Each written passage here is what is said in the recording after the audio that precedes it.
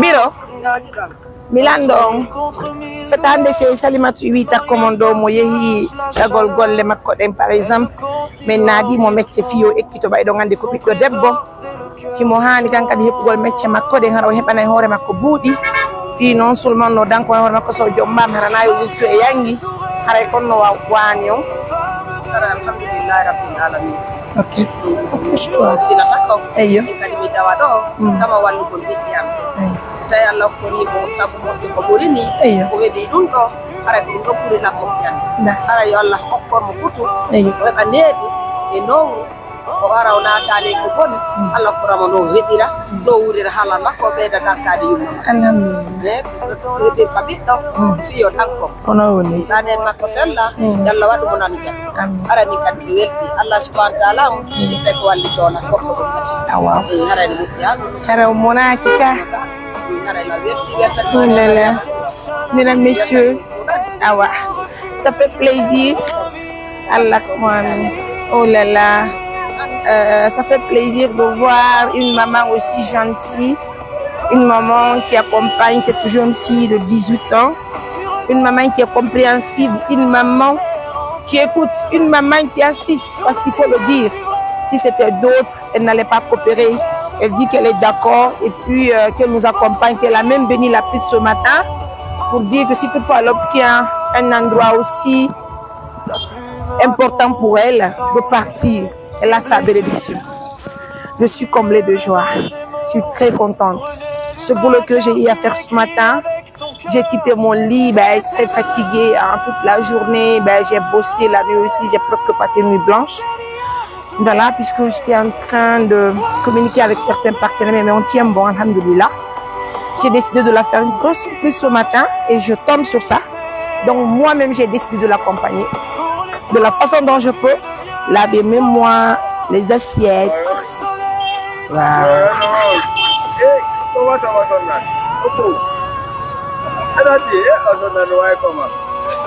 Kon no way ay ti ko je ar yo daro be wanna ma nyam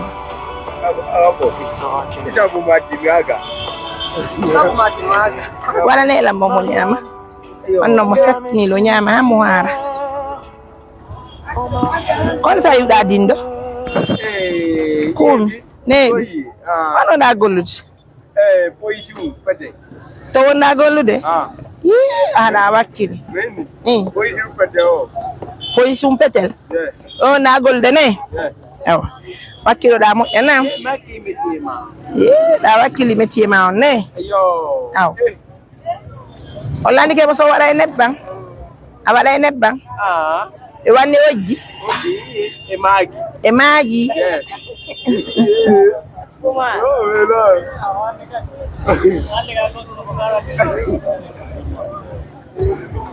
beo madibe baba beo dijo fo madibe ne dijo be baba asade dijo kaccio nyamu do ngara na ay invita tala ay te ko ega barka no vamos na Indiana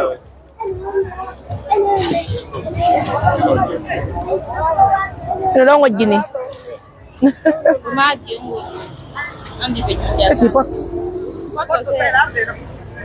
Ça fait plaisir, mesdames, messieurs. Grand merci à nos millions de partenaires. Merci à tout le monde de contribuer, en tout cas, dans aussi la clientèle. Nous avons des panneaux, nous avons des panneaux.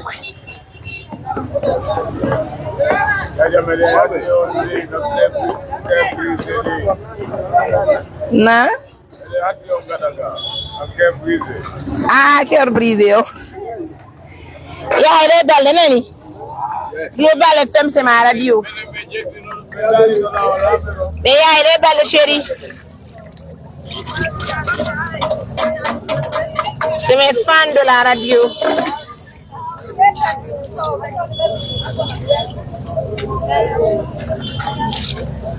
Yara.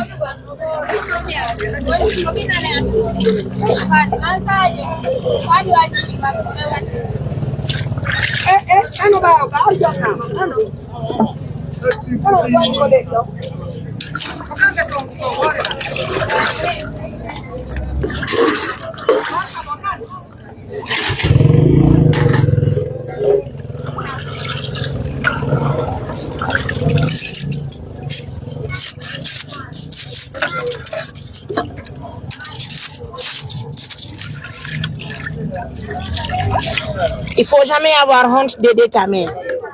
Il ne faut jamais rejeter ta mère. Il ne faut jamais tricher pour soutenir tes parents. Il ne faut jamais faire du banditisme pour soutenir tes parents. Plutôt travaille dignement. C'est la façon que Salimatou a choisi sa vie pour aider sa mère. Nous jeunes, c'est à nous d'encourager Salimatou pour aller de l'avant. Alhamdulillah, Rabbil Alamina.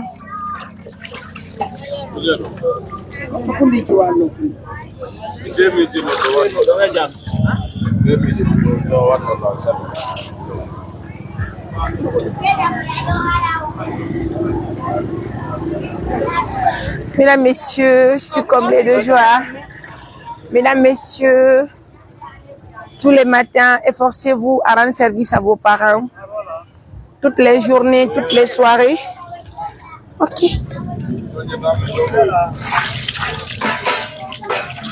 Et si c'était moi qui étais à la place de Salimatou?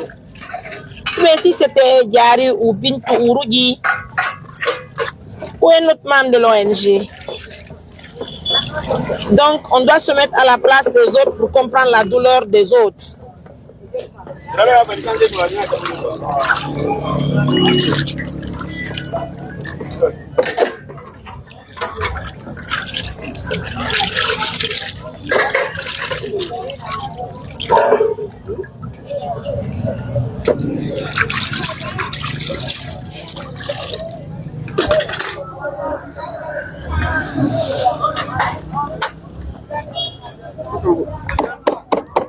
Tundo silani, onga dekari.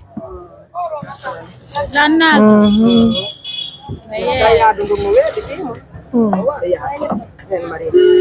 No milani 2 minutes ni lola ni do ngadu dekari goddum gone. Me ya won men kippa ko yete kon fi jam ka saw ko do sanya mako yote. Do patata kuma. Lekko jakati. Esa ko ko hetta ta war film. Mobi dira mirangi wali to be kaydi fugo fi ko be nyama. C'est bien. Salut coucou donc à nos millions de partenaires. Ça a été juste un plaisir d'être aux côtés de Salimatou ce matin pour l'assister, l'encourager, la montrer que c'est pas mal de faire ce qu'elle est en train de faire, c'est d'assister ses parents. Donc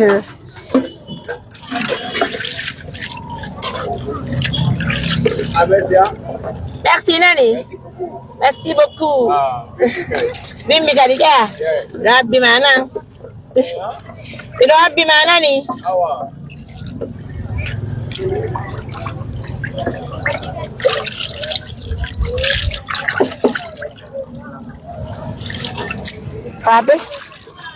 Allez mes amours, à tout à l'heure.